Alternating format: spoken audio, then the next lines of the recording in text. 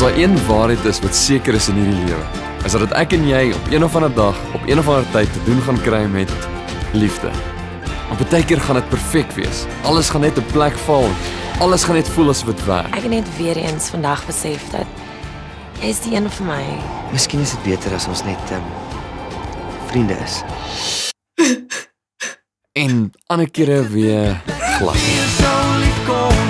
Ek was oortuig ek het reeds elke kans verspeel en my hoop was klaar, my hart. No, you're really sexy when you do that.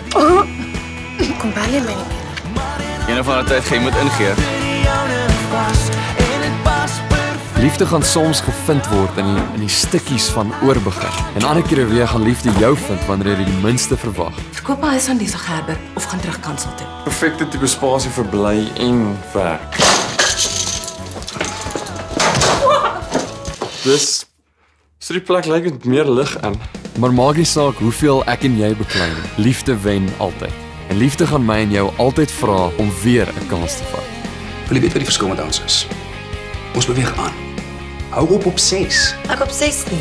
Ja, right.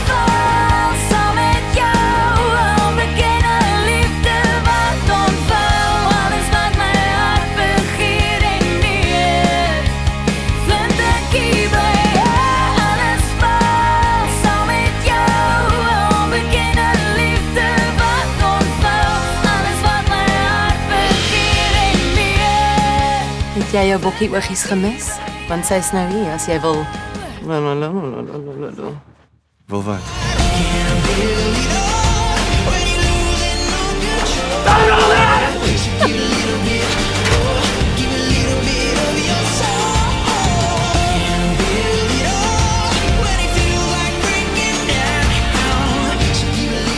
Jy bang vir vroumense doen nie, maar hè? Ek is nou maar 'n simpele meisiekind met maklik verlief raak. Jy's verlief op die idee van verlief wees. Lewe is die vol tweede kans in die Stefan. Ek het net een nodig.